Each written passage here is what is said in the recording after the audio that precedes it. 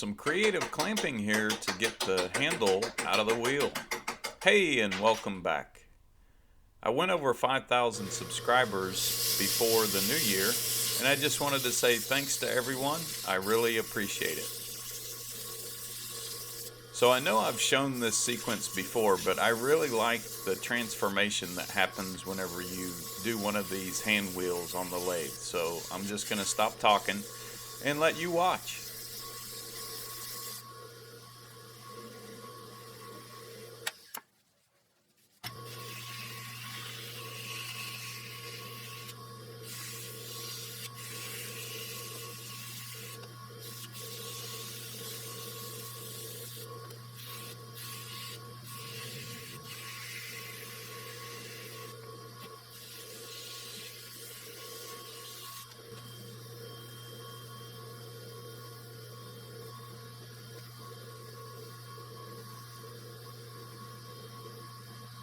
You may have noticed that blown out spot of light on the top of the wheel there. That really helps me check my progress.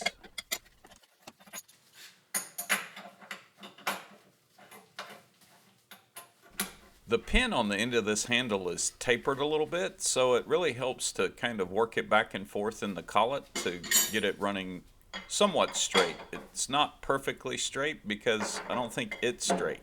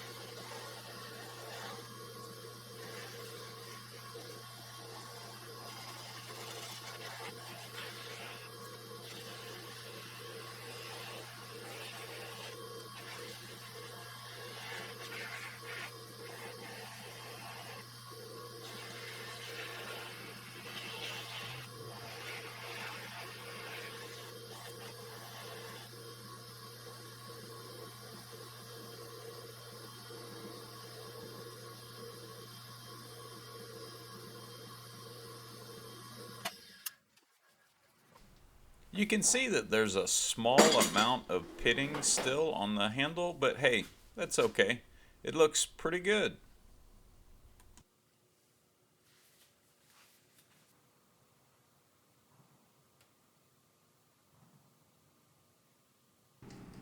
This pin is the lockout between the half nut and the feed so that you can only have one or the other engaged at any given time.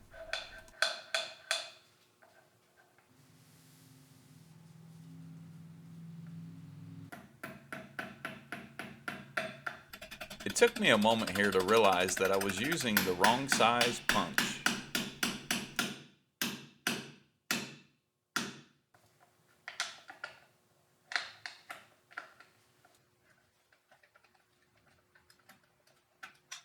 If you watched the previous video, you would have seen the pins that are on the half nuts, and that's what locates into that yin-yang shape and actuates them.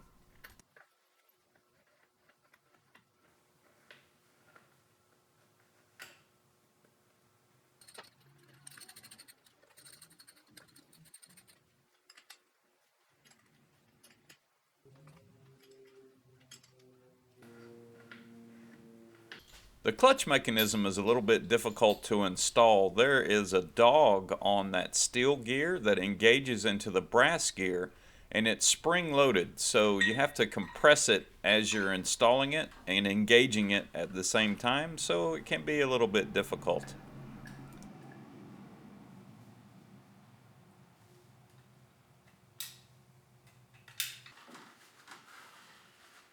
Putting a little bit of sealant on the clutch reservoir before installing it just to avoid all those oil drips on the chip tray.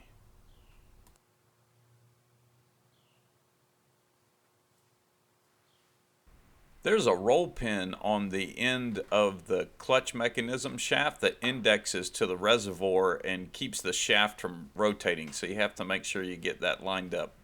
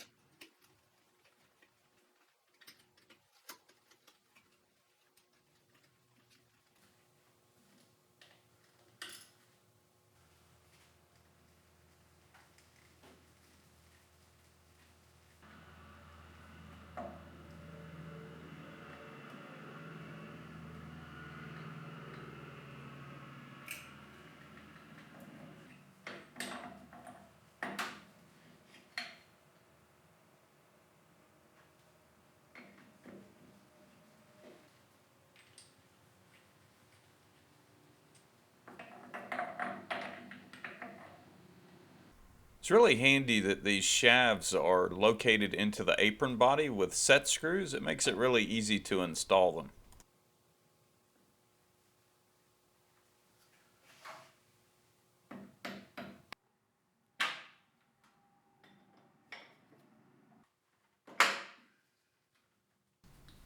Just demonstrating that the lockout pin between the feed and the half nut works.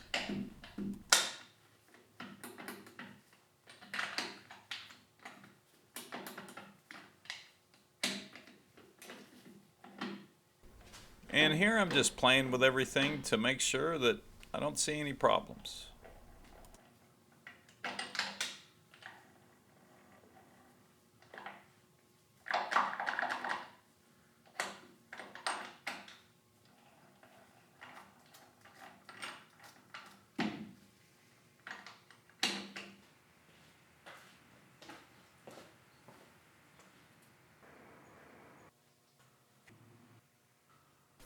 As you can see, the saddle is pretty much the worst part that I've dealt with so far, and the paint is just not salvageable.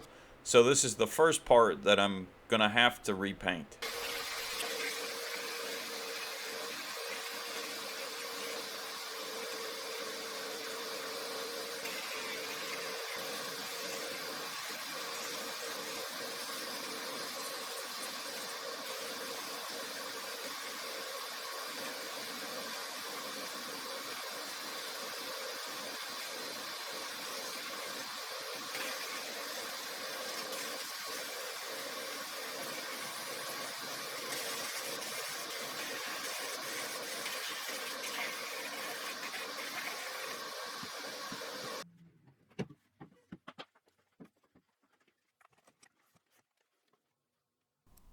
A quick trip through the blast cabinet and it looks like brand new.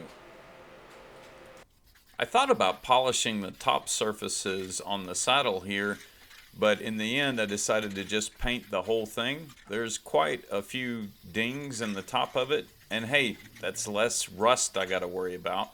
It may get chipped over time from dropping parts or tooling or what have you on it, but I like the way it looks. That's the saddle hardware and the mount hardware for the saddle to the apron. There's quite a lot of rust on the bottom side of this slide for the saddle. And yes, I am wearing a respirator while I'm doing this.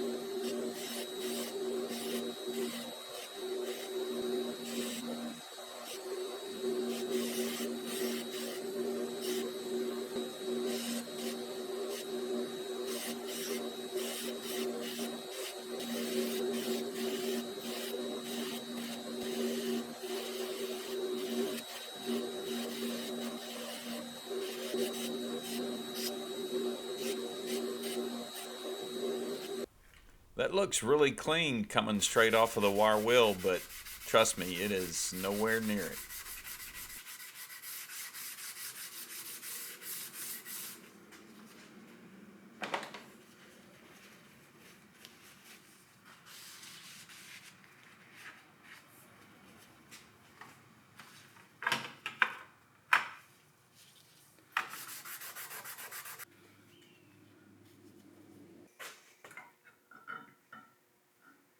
When I initially cleaned up the lathe, I put a coat of wax on the ways to preserve everything while I was processing the other parts. Here I'm just taking some acetone and Scotch-Brite and cleaning all the wax and any debris that's accumulated over time off.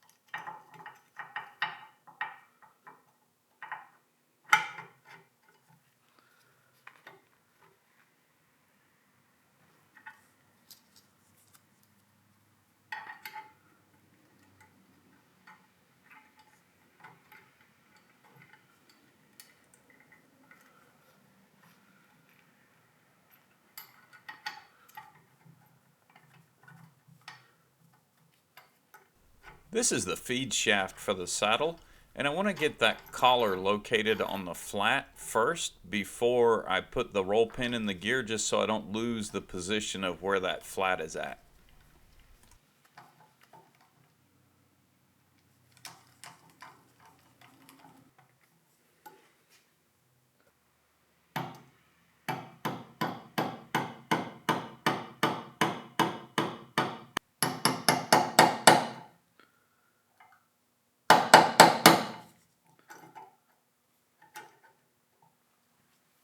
And of course, after installing the roll pin in the gear, I go back and adjust the collar up.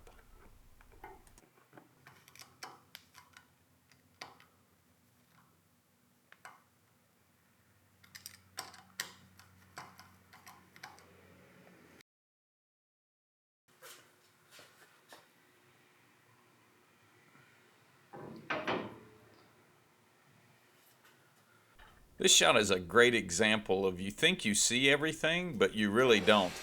Those two rusty bolt holes there were cleaned with a tap and blown out and didn't have any rust in them, and they look fine with just the shop light, but it can't hide from the camera.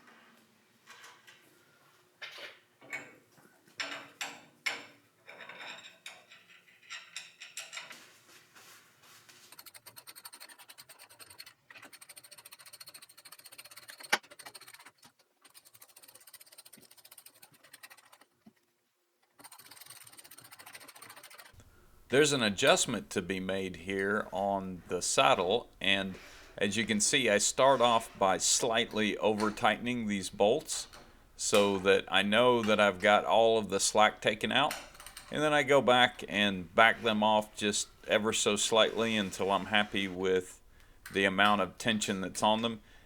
And after the lathe is completely assembled, I'll go back and adjust this again. Since the tension that's on this slide is adjustable, you can't tighten the bolts all of the way, obviously, and there's some wear compensation over time there.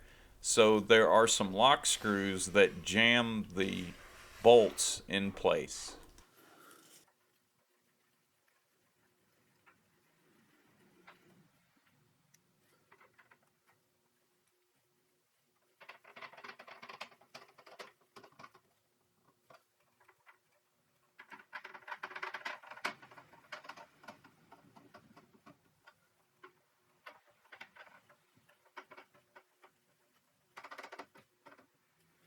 I soaked these wipers in mineral spirits overnight and dried them, and then soaked them in oil again overnight.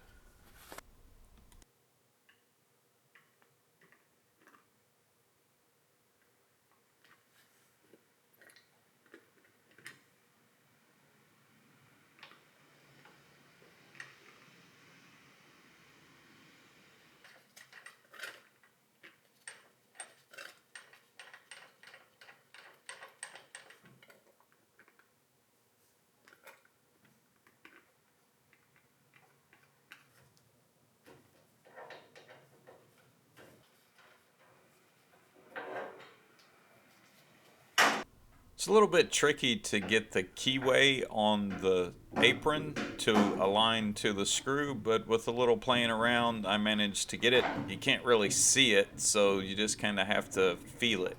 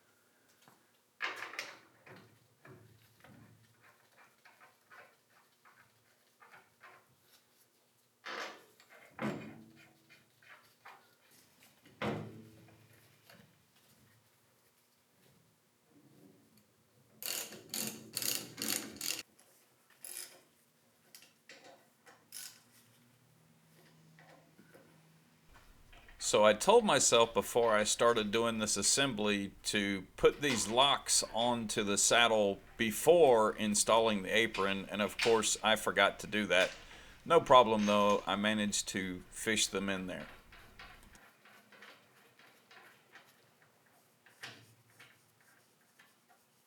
And unlike my south bend, this has two locks for the carriage, which is awesome.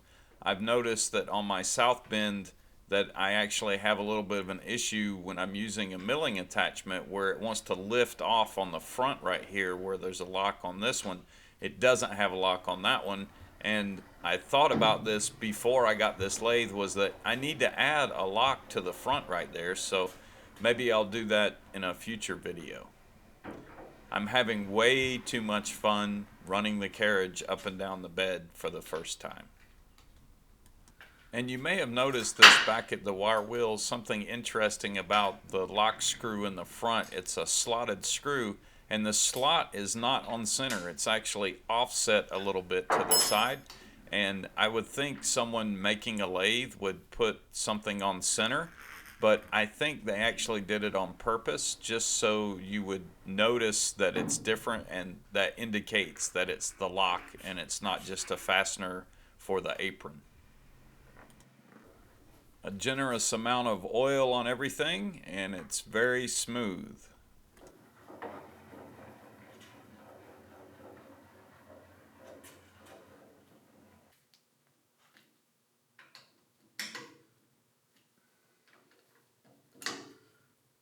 Just using a 1/4 inch socket here to install the oilers in the top of the saddle so that I don't damage the ball that's on the oilers.